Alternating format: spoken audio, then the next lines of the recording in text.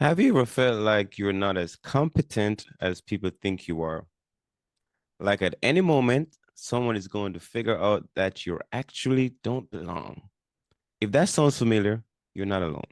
In fact, some of the most successful people in the world, actors, CEOs, authors, entrepreneurs, struggle with this very thing. It's called imposter syndrome. And it's a sneaky little voice that tells you you're not enough, even when all the evidence says otherwise. Think about this. If imposter syndromes only happens to people who are actually doing something meaningful, then isn't it a sign that you're in the right path? Are you on the right path? The question is, why do we still believe the lie? And more importantly, how do we break free from it? Today, we are diving into the psychology of self doubt, the paradox of success, and the hidden ways imposter syndrome hold us back. But we are not stopping there. We are going to talk about how to navigate it, challenge it, and even use it as fuel for growth. So if you ever felt like a fraud in your own life, stick with us because the truth is you're not faking it. You're just growing into it. Welcome to Idea Tennis, where we challenge ideas, elevate thinking, and serve up conversation that make you question everything. Let's play. Jess, you ready to think your way to tennis your way through this conversation today? I am so ready. This is going to be an incredible conversation because I don't care who you are. At some point, we've all felt it, that imposter syndrome. The question really then becomes like, why do we believe the lie? Why do we believe that we're not good enough or that we don't merit the success that we've achieved or that we're working towards? And you Mm, said it like so on point. It's not that it's about growth, it's growing into who you're becoming. A lot of it has to do with reference points, right? Your experiences in the past. So many of us have that comparison mindset and look at other people's journeys alongside our journey. Everyone's journey is different, everyone's path is different. That growth that's required to get to where you want to be looks and sounds different for each person. Where does this conditioning come from that we don't feel we're worthy or good enough, that we almost feel like an imposter? That mm. is the question. What do you think? I'm thinking it has to be a natural state that we all got to go through. Like, why would it exist if it wasn't a reason for it? Because I think if you think about it, sometimes you gotta really realize that you gotta earn the thing that you want. You gotta really want it, and you're gonna feel like an imposter for the things that you're trying to shift into. Like, just imagine if you wake up tomorrow and you just automatically 98 years old. Would you feel like a 98-year-old person? Me personally, no. But if you slowly get there, then you will feel like you belong there. And oftentimes we feel like an imposter because we haven't really tracked how we got to where we are. And sometimes when you go back and look at how do I get here, I see what I did. I don't feel like an imposter. But oftentimes it's not measured, so you feel like an imposter. So that's the way I look at it a little bit. What are your thoughts? I mean, I think what you said is on point. I have a friend and she has struggled with imposter syndrome for a very long time. She has a high Mm-hmm. profile position. She's been with her company for over 22 years, Mm. but So she like me being in the military. yes, but she never graduated from college. Mm. 22 years later, she still compares the fact that she doesn't have a college degree. The fact that you have 22 years of experience definitely outweighs the 4-year college degree that would have been outdated in today's world. The things that Mm. people learned in their college years doesn't always translate to where we are today. The experience that you have, the self education. To me, right now, self education has created incredible experts, industry experts in all types of different industries. It's not always about formal education. And I'm not knocking formal education down, Mm-hmm. but experience is, in my opinion, more valuable. You've actually doing something. You're learning through trial and error. You're putting yourself in positions to grow, to stretch yourself, to think outside of the small box that you put yourself in. And to me, that is so much more valuable and worth so much more than her college degree could have ever given her in today's world. but for whatever reason, she still feels that she's not good enough because she doesn't have that college degree. That is a lot of people. So when you come back to imposter syndrome, it's always about whether I'm qualified or I'm not qualified. It's a qualification thing. Sometimes, like for women, is to think about the qualification piece. Like I'm not don't think I'm qualified, but the man is if I try, I'm gonna disappoint somebody, right? So it's sometimes it's gonna play a little bit different for the sexes, I think. But here's something that I saw a lot. Being in the military, right? I'll tell you this. So being in the military, you have what we call the enlisted ranks and you have the officer rank. Way back in the day, most of the time the officers are educated, they have a college education, enlisted don't. But oftentimes the enlisted been doing most of the work. They already know this stuff already. So then you come, you leave college, you can join the military, get in there, and you team up with an enlisted guy. We call him a sergeant, whatever. And they are the one that's teaching you the thing. Wait a minute, you're in charge of me, but I'm teaching you your job. So same thing. Sometimes the experience really matters because you've qualified based on the experience you've had. But now we say, oh, you haven't been to college, and sometimes that makes you feel unqualified, and you feel like an imposter. No, but like, man, am I in the right space? Everybody around me have a college degree, but I don't. But I know more than them. So what's going on there, right? God doesn't call the qualified, he qualifies the called. And whatever your path is that God has destined for you in life, if you are pushing yourself, and some days it's harder to push than others. We all know that. There's lots of factors in that equation.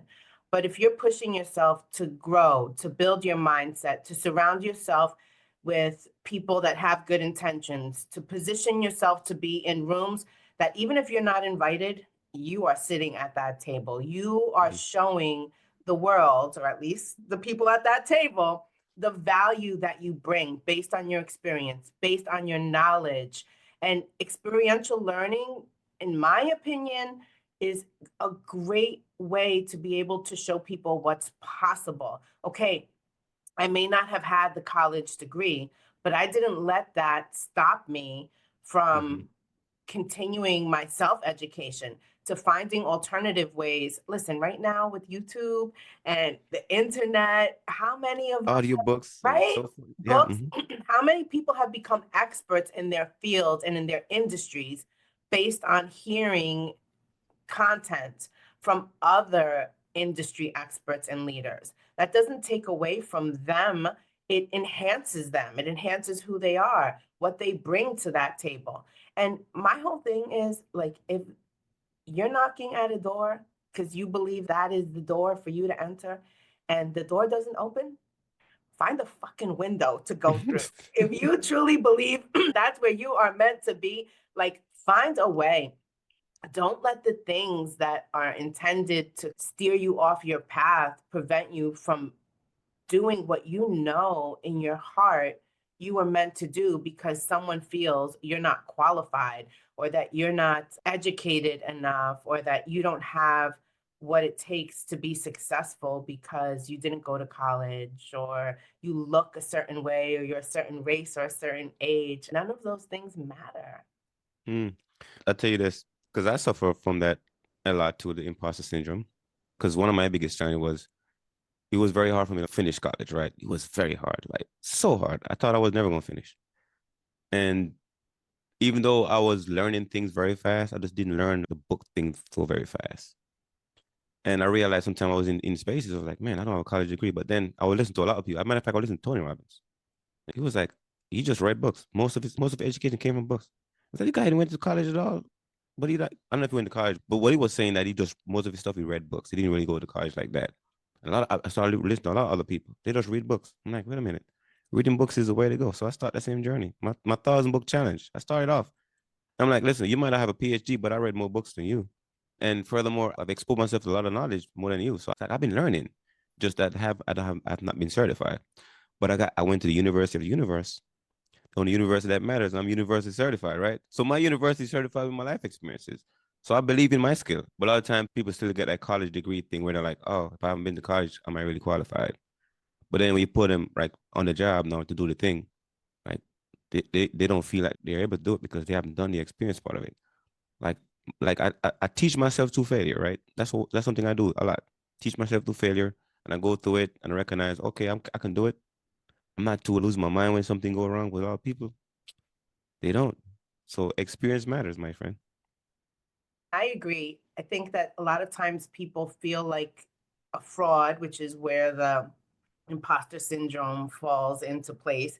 But what if instead of questioning yourself that your lack is a sign of weakness, what Mm, about questioning it from the perspective of self growth? From how can I be better and do better? What is it that I need to learn? What is it that I need to do in order to position myself as an expert or to position myself as someone of value or worthy to be in this room with these people? And I think that when you have that mindset, instead of weakness, but growth, you mm-hmm, see the situation that you're in very different. Is it a weakness that you didn't have the requirements for the job initially, but instead of focusing in on the requirements, you focused in on how can I grow into this role? How can I mm-hmm, grow into this position? How can I grow into this industry where I don't know anyone in this industry? I don't know anyone, even using myself as an example. And a few months ago, I was speaking to a lifelong friend, and he is highly educated, multiple mm-hmm, degrees. And I was sharing with him some of the projects that I was working on.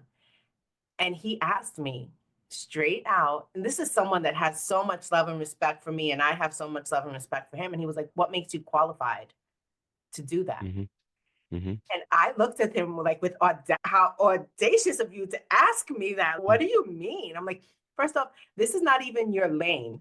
You don't even know anything about the industry that I work in or what it is that I do. And there's a difference between a life coach and a success coach or a business coach. I'm not trying to help people and be their therapist on how to maneuver the things in their life. I'm helping them focus in on how they can level up their business, how they could level up their journey to entrepreneurship, whatever it is that they're working on, the skill set that I have based on years of experience. mm-hmm, And that doesn't even count the HR lady experience of all the logistics and the leadership and the training that all those years of experience have brought to this table for me. So it's for a quick second, I was like, is he trying to say I'm not qualified for this?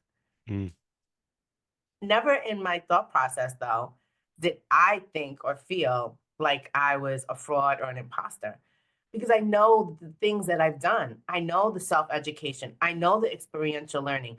I also know what I've been able to help other people do. Their mm-hmm, results become my qualifier. I've been able to help them achieve gives me validation. The community that I've built and grown over the past 10 years, those are the points that validate what I'm bringing to the table. It's not just an idea that I decided one day to wake up and just go for it and not have any of that reference point or success to hold me up. And I think that when you focus in on what you know you've done to be in the position that you are in today, it doesn't matter who questions you because you know your worth and you know that they may not see it. And that's not my problem. That's their problem. They're not my people in the community or the work that I'm doing. They're my lifers, right? My lifelong friends. But that's also why I encourage people not to do business with friends and family. But mm. have you ever had when you left the military and you were trying to figure out what was next and you were on this journey of growth and your goal of the 1,000 books, when you decided to step in to becoming an author, Mm-hmm. knowing all the challenges that you've had to overcome, did you feel like you were an imposter? Oh, 100%. But I'm gonna go back to your first statement really fast when the guy was like, what qualify you?" Because I think because our school system is so permission based that we go in society and we think the same thing. We're waiting for people to give us permission to say we qualify for certain things. And I was in that space to understand it. So when that guy was like, "Oh, what qualify you for this?" Because you think you gotta get permission from somebody before you can do this. This is why I love being an entrepreneur because the entrepreneurship is not about permission based. This is one of the areas that I love because you get to do stuff, try stuff, experiment with stuff, and go out and see the result of it. Because If you want to go teach someone in some school, oh, you need permission to do it. I don't need permission to go follow my dreams. And sometimes people think you need permission to go follow your dreams because somebody like, oh, you're not certified to do that. Like that stuff right there, that's what's boiled me up. I'm like, wait a minute. That's why some certain structures doesn't work for me because I realize what it is. You need permission for everything. And because of that, a lot of people doesn't strive for much because they're waiting for somebody to tell them, hell, you're free to go do that now. Got me in this cage and I open the door. You can get out now, Asher. I'm jumping the fence, bro. You know what I'm saying? But you can't do that. Feel like you need permission from a lot of people. And that's why a lot of people feel like imposters too. Because they're waiting for somebody in that space to say, hey, oh, you certified to do that now. Certified. If you think about it, who certified the first doctor? The first person that's calling himself a doctor, who certified him?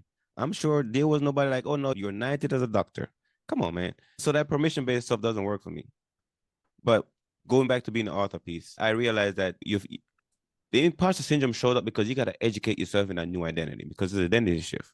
And if I'm becoming an author, am I qualified to be an author? In my mind, I will be because I'm gonna educate myself into it. So that's why I started studying, reading, finding stuff, going on people that do it, get some information on it. Because in the end, in my mind, I am an author, right? But don't have the evidence to prove it. But in my mind, I am. I'm telling myself that every day I'm gonna be one of the greatest author ever, right? All those things you tell yourself, right? That's the stuff you certify yourself with. When you go into space, someone asks you, "Oh yeah, this is the big dream of mine. I'm going after it," and you ain't gonna stop me because I don't need your permission. What's your thoughts? I agree with you 100%. I don't need permission to do the things that I know for certain that I say ignite my soul on fire. You didn't Mm-hmm. need someone to give you a permission, a signed permission to say, okay, now you've read enough books, you've educated yourself on how to become an author, self-published. Okay, now you can dip your foot in that pool of becoming a writer and self-published author and see how it goes. No, I think that so many people sleep on themselves because they're waiting for someone else to validate them, to give them that permission to say it's okay for them to go live out their dream. It, the end of the day, someone else's opinion doesn't factor in on the decisions and the choices that I make. I think that all of us have an inner voice, and that when we listen to that inner voice of, and you have the inner voice that tells you you're the imposter.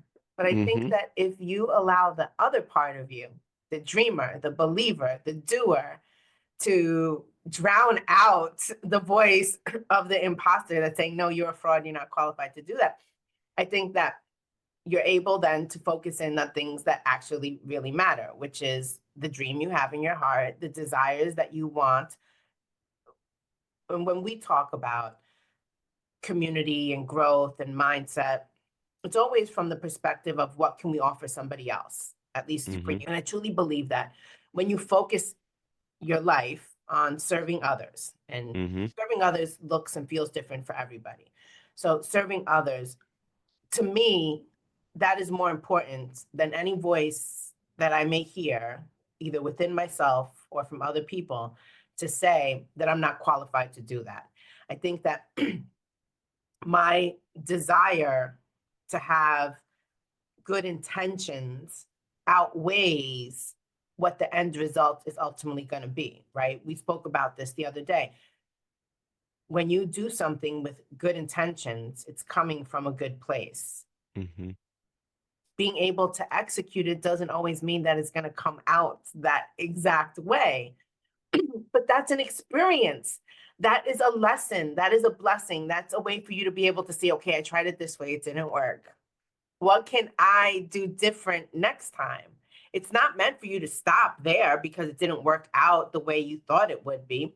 It's meant for you to be able to grow. It's meant for you to be able to question yourself. Okay, this was the intention that I had. This was the action that I took, and it didn't quite go exactly as planned. What were the factors that were outside of my control? And then what were the factors that were within my control that I could do differently next time? And when you come from that perspective of being better and doing better and analyzing the things that don't work out quite the way you expected them to, growth is inevitable. And that's Mm-hmm. part of the process. Here's what pops in my head just now. I remember this because I was thinking this when I first started writing. I was thinking I can go back to school and learn about writing, but I was thinking, I can go back, start writing, turn my paper into my professor, He can grade me and tell me, hey, Asher, you're a good writer, you're not a good writer. Or I can go out there and write, turn it into the marketplace, let the marketplace be my professor and grade me and tell me whether or not my book is great or not. Either way, I'm getting feedback. Because the process, you're just getting feedback from somebody that's probably connecting with your content.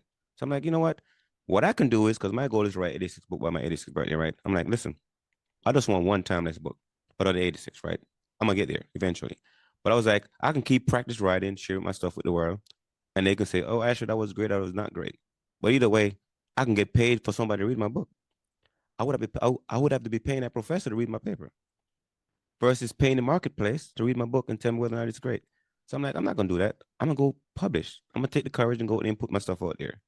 And that right there eliminated a lot of imposter syndrome for me a little bit too. I'm like, you know what? I don't need permission from a professor. I'm gonna go let the marketplace be my professor. And guess who? They've been doing that, right? So that's for something I would say, go out there, put your stuff out there, because being an entrepreneur meaning that you gotta connect with the market. So that's why I love about marketing too, in a way, because you go find your market. And whether if you're an accountant, that you know your market is account. You're gonna find some accounts to work on, right? If you're a person that's selling popcorn, you know the people that like to eat the popcorn will eat the popcorn, right? But guess what? I'm writing books for people that wants to read about stories. And they are the market. I want to see what the market thinks. In that marketplace, you're not gonna feel like an imposter if you know your market. If you know the people that's gonna read your stuff or take on the stuff that you're putting out there, that's the market you want to get specifically on. Like for me personally, I like immigrants, veterans, entrepreneurs. Like those identity, I live those. You can call me an imposter in those identity. I've been an immigrant for a long time, right? I've been a veteran for 20 something years. I've been working in entrepreneur stuff. So those identity, I've lived. So you can call me an imposter in those because my life experience certify me in those experiences. Based on that, find the stuff that you're certified in. So people, if you're doing anything with your life for the last 20 something years of your life, 30 something years of your life, what have you been doing? You've certified in that. You don't need a college till you're certified in that. You've been doing it for long enough that you can talk to anybody about it. So that's what I would say. What's your I mean, thoughts?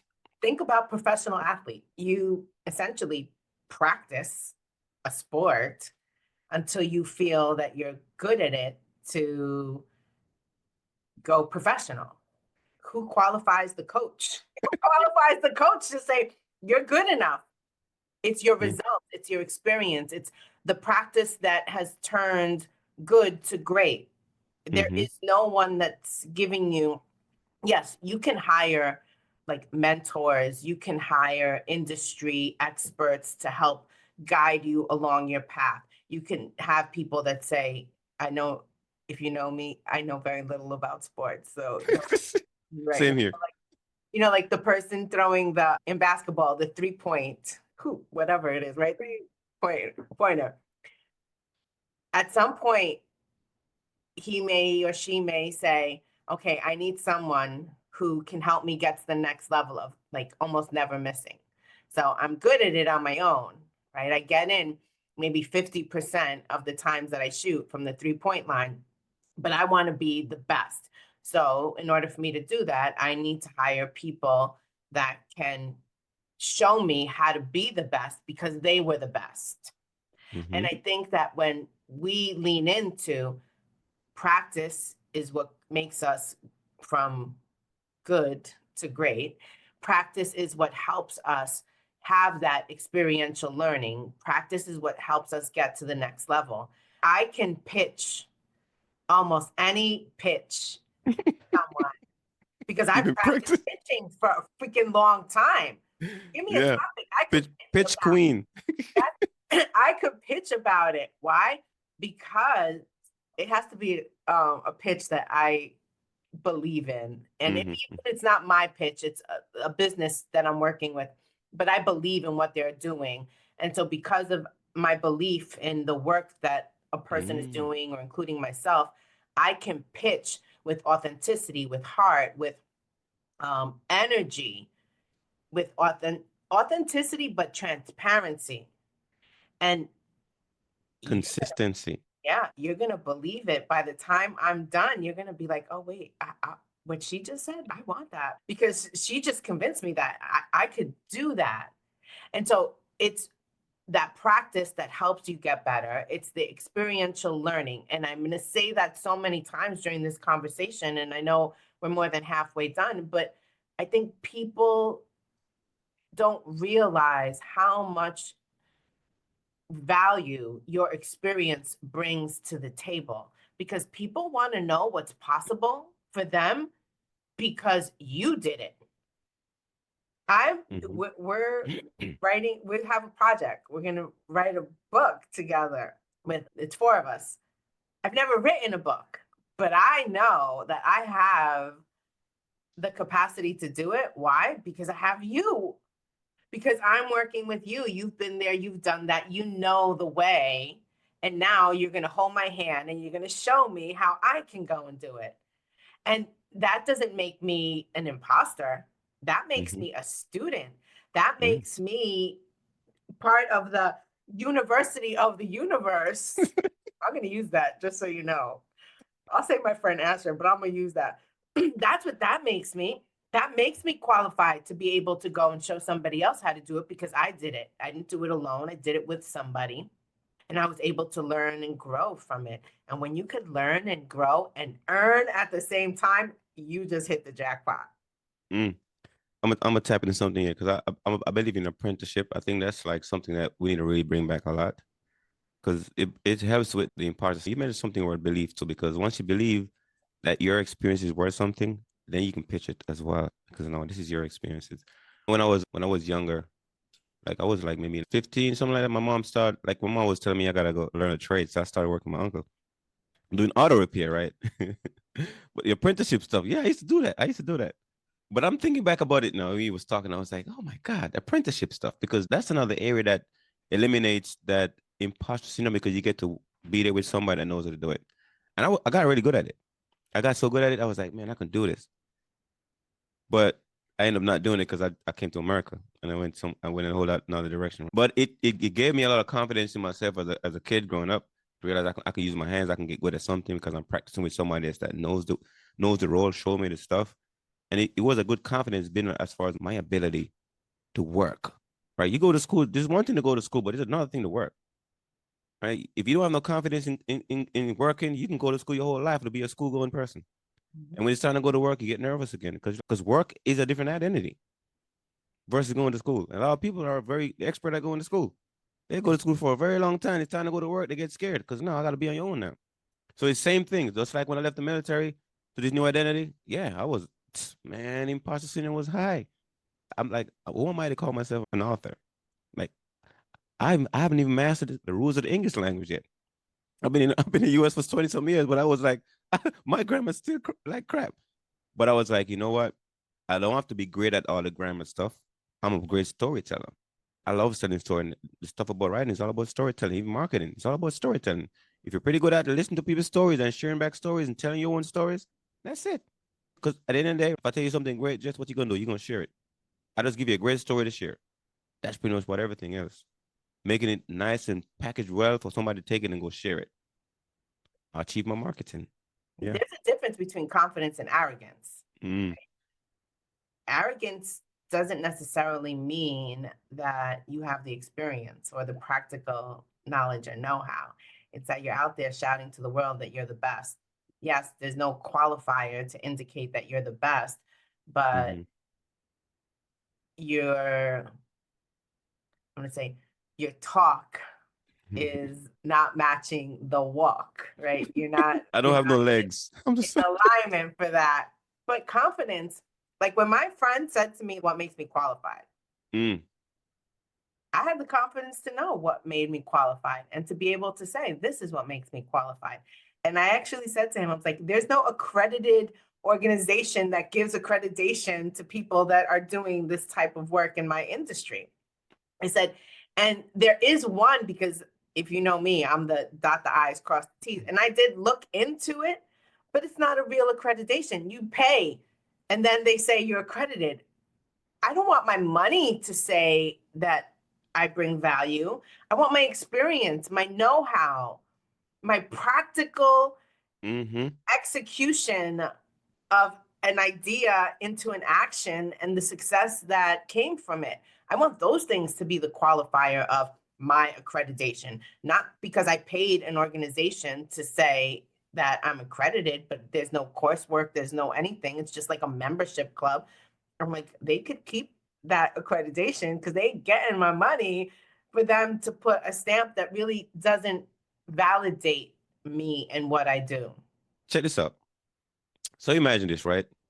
You've been walking this 26 miles for most of your life. Like you know the landscape very well. This person went and studied the map of the location, went to college, studied the map, know what it looks like, so forth and so on. The guy asked you, hey, Jess, do you know how to get from here to, oh, what qualified you to take this person on this tour? Wait a minute. I've been walking that 26 miles my whole life. I don't need to study the map. I don't need a map. I got the map right here on my feet. My feet know the distance. Sometimes that's what happened in life. I haven't been to college for this, but I've been doing it my whole life. Why do I need an accreditation for it? When I know that those college systems is also a scam, right? Go to school and get this degree for something you can't go there and do in the world. No. But yes, you've been walking this 26 mile your whole life, therefore you're qualified. You know the way. Yeah, to me, the person that walks the 26 miles every day for however many years knows way more than the person that just studies it on the map, because the person that studies it on the map doesn't know the terrain, doesn't know the divots and the pitfalls along, because the map doesn't show them that. The map shows them the route, but the map doesn't show them when the bridge that they're supposed to walk over is A broken. little shaky. Yes. Or there's a bunch of bears that normally hang on over there. Yes, exactly. So studying the map is worthless if you haven't actually walked the trail. And I think that for many people, they get so hung up on studying the map as their validation of why they can give people the tour Direction of what to get. directions, right? They could charge people for the tour and the directions on how to walk that 26 miles. But at the end of the day, because they've never walked it themselves and they don't know all of the things that are not on the map, they're not qualified. They're the imposter. They're the imposter. It's life, I believe, is about doing, not talking about doing. And on some level, doing does involve trying, but trying until you get it right, not trying halfway and getting scared because all of a sudden it's getting hard or it's getting good. Because that's the other thing. People sometimes are afraid not only of failure, but people are afraid of success. People, because then if you're successful, wait, what? Does that mean I have to keep doing this? Or does that mean that I have to show other people how to do this? Or does that mean that when somebody asks me a question about this, I'm going to have to give them like a response? So people are equally afraid of success as they are of failure. And so the trying part needs to really become the consistently doing, to be able to say to someone, I've been there, I've done it. I know what you're feeling. I know what you're thinking because I had similar thoughts. This is how I pushed through. This is how I got to the other side. This is how I was able to fail my way to the success. This is how, when I got to the finish line, I knew that I was more than qualified because of all the things that I went through to get to that finish line. And I think that when we could get out of our head and into our heart and stop listening to people telling us we're not qualified, we're a fraud, we're this, we're that, I'm like, the hell with you and your negative mindset. I know that with my faith in God, with my work ethic, with my tenacity, my persistence, I have a team that I work with and we call ourselves Team Relentless because it's about our relentless pursuit for being better, doing better, and helping people along the way. I will never lose because I have that mindset. It's always going to be a blessing or a lesson, and I'm more than qualified. Here's two qualifications that I think everybody has.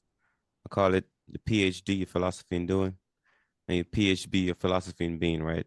And we all have those because you think about being, like whatever you want to be, you got to think about it. And life mastery is your PhD, right? Doing a lot is your PhD. My philosophy in doing, I've been doing a lot of stuff. I'm certified in that area, and I'm gonna be Asher no matter what. Because you know what I'm saying? Like you talk about the daughter of a king, I'm son of a king too, right? My Yep. PhD is certified by the universe. If you're out there in the world, you're thinking like whether you qualify or not, you got two doctorates, your PhD and PhD, philosophy in doing what you love doing, your PhD in philosophy in being what you like to be. And with those two, you can have anything, your PH, philosophy in having, right? But I'm saying you get to have that thing that you really want. So let's go out there and do it. Yeah, But you gotta beat first. I agree. And just one last quick story of Mm-hmm. imposter syndrome. Of I was 17 when I had my son. I was Mm-hmm. not qualified to To be be a, anyone's mother. I was not. I was not qualified to be anyone's mother. I didn't have any experience. I I didn't. And so I had a choice to make.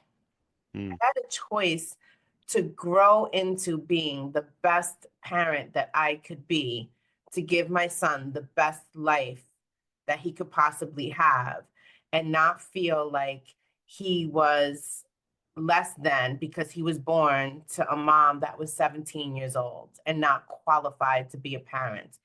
I decided that was going to be the most important role I played in my entire life, was to mm-hmm. be the best mom that I could be. It didn't mean that I didn't make mistakes along the way. It didn't mean that I made choices that I was unsure of, but decided to move forward with them because it wasn't about me anymore. It was about my son. And 33 years later, I'm like, I was the best mom. That was the best job I ever had. Wait, Jess. Who qualified to be the best mom? My son did now. My son, you know what qualified me? Why I say qualifies me now? What his life, Mm-hmm. what he's been able to accomplish, what he's been able to do, the confidence and love that I like ingrained in him, to know that he can dream, he could dream big, he could be a beautiful human being and be of service to others, and the universe will repay him in the most spectacular ways, because it's not about him, it's about the life we live to serve other people. And so whether it was me pushing him to do things he didn't want to do when he was a kid, listen, I took him to go serve a homeless shelter during Thanksgiving one year. And you would have thought he must have been like 9 or 10 years old. You would have thought that I was like torturing the kid. But then after the experience was done, he was talking about how it wasn't what he thought it was going to be. Had I been a different type of parent and relented when he was giving me pushback of that this wasn't something he wanted to do, guess what? In life, sometimes we have to do things that we don't want to do, and we're better for them having done them.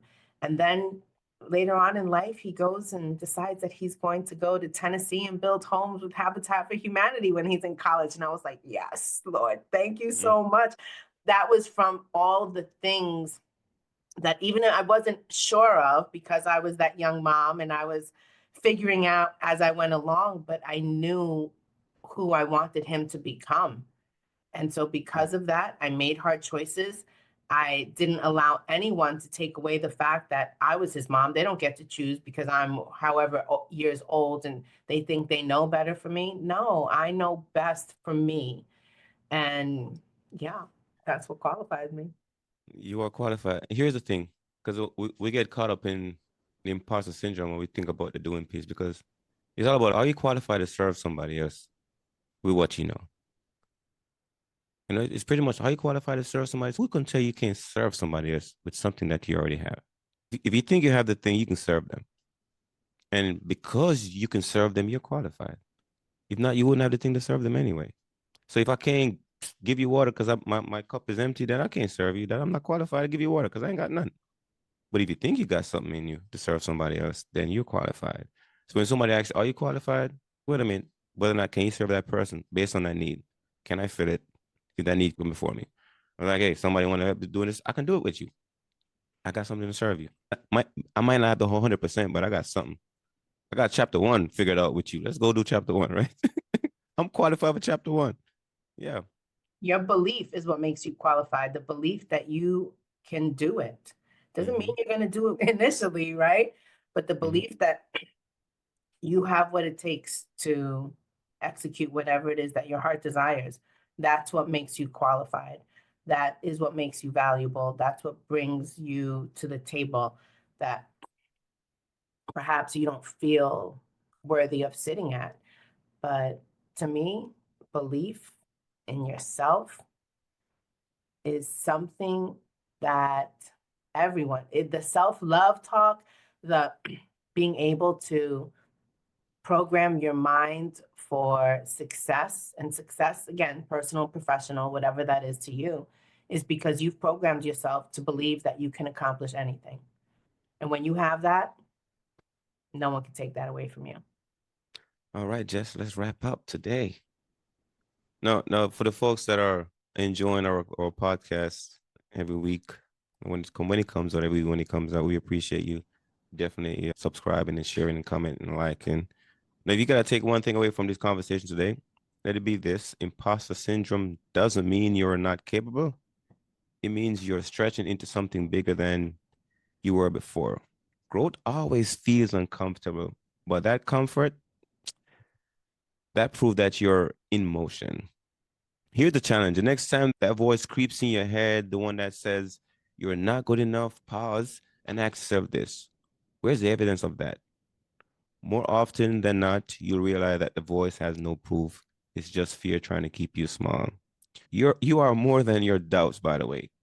You are the sum of your experiences, your skills, your resilience, your willingness to keep showing up. You don't have to fake it till you make it. You just have to own where you are, because where you are is already enough. So go ahead and take up any space that requires you to be there, believe in your own story, and most importantly, keep playing the game. No, Jess, what is your biggest takeaway from this conversation today? You listening, that's right. You are more than enough. You have what's necessary to be better and do better every single day. And I'm just going to wrap up with until next time, keep thinking, keep elevating, keep serving, and believe in yourself because I believe in you. Mm. Some admin notes. Where people can find, where can people find you? So people could find me at Success is Your Reward with Jess on Instagram. You could find me on Facebook by Build Success with Jess or by my name. My program is going to go live. My 12-week coaching program is going to go live next week. So I'm super excited. What? Wait, Next wait. week, yes, next week I will be announcing the site where people could go and check out the coaching program and learn some more about it. And yeah, so lots of good things. And then we have two projects, Asher, that we're working on are Memoirs to Millions, and you'll fill them in on how they can get info on that. And then our exciting project about mindset. Yeah, no, actually, because tomorrow I'm gonna chat with some of those guys tomorrow too. I'm excited about it because I've been playing around with the concept a lot more too, to see how we can play it out. Because I think really right now, a lot of people feel. I would say one of the biggest challenges in the world right now is with people they're feeling like they're not seen, or they're not being treated with dignity and respect around the world. So I figure that me and the community here, the members of the million community, we can start sitting down with people and talking to them, have them feel seen, feel heard, treat their old history, their story with a little bit of dignity and respect, so they can go in and have a bigger conversation with the world. So we're gonna work on that. But the project that me and you working on, we're gonna work on mindset cover, because that's one of the one I'm like, listen, I've been putting some stuff done on that one. Just what it's coming your way. It's coming your way. Yeah. But yeah, folks can reach me at Asher Bright on Instagram, Facebook, TikTok. I'm on X. I started my X account. I've been building on that one too. So LinkedIn, Facebook, and then Instagram is asher.ra.sca. You can find me there. All Yeah. right. All right. With that, folks, make it an utterly fantastic day.